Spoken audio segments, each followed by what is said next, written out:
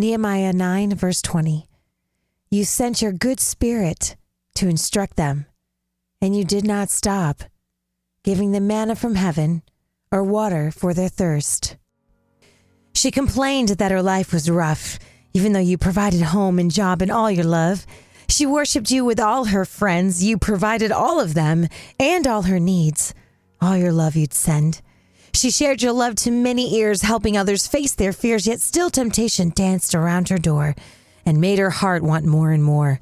She thought she had your ways in sight. Little did she know there'd soon be a fight. The enemy was prowling, knowing one day he would prove he could trip her, so he watched her every move. She had it all before her fall.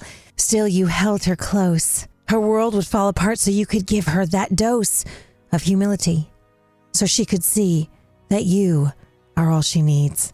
She believed her ways were coming from you. Her beliefs, her choices were faithful and true. But what was really ruling inside was faith, but mostly pride.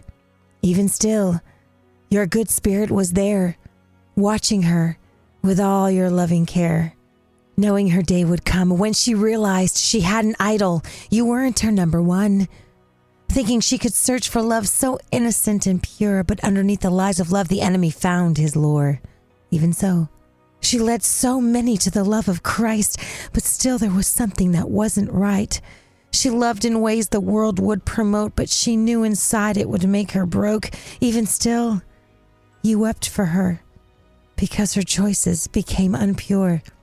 You surrounded her with people who believed, but still she chose ones who deceived. You gave her ways to see your truth, but still she made those subtle wrong moves.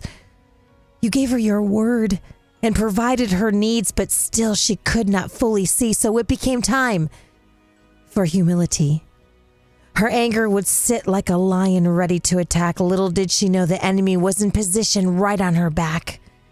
She really believed her love was true. She really thought she was doing it all for you. Then one day, she lost it all. But you were there to catch her fall.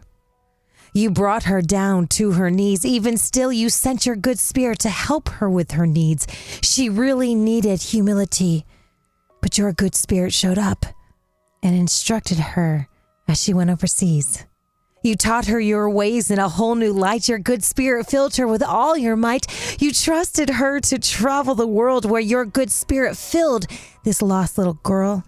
You gave her new ministry in the midst of humility. Because your grace looks evil in the face and your mercy gives us hope, you continue to love even when we've reached the end of the rope. Your love takes down pride. You take all those tears our eyes have cried. You reassure us not to hide. You forgive us when we fail. You sent us Jesus to tear the veil. You send your good spirit to guide us back from those dark places where we lack. No matter how much we stumble and fall, you believe in us to follow your call.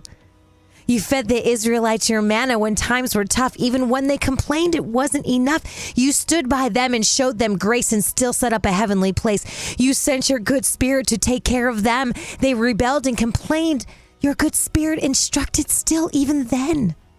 Like the day I fell, you held me close, and today I want the world to know that your love is here not to judge and disgrace, but to love and teach and to embrace. So if you're watching this and feel that God is not impressed with your life because it's a mess, if you feel dirty, from my heart to yours, I hope you see I was broken and I failed. But because to the cross his son was nailed, because God sent his good spirit to give me strength to show others he forgave me. Someone who is dirty, someone who is angry, someone who had it all, someone who had to fall, someone who was addicted, someone who was afflicted. The list, it goes on and on. Even still, he sent his good spirit to make me strong. And he will do it for you. His love is for everyone.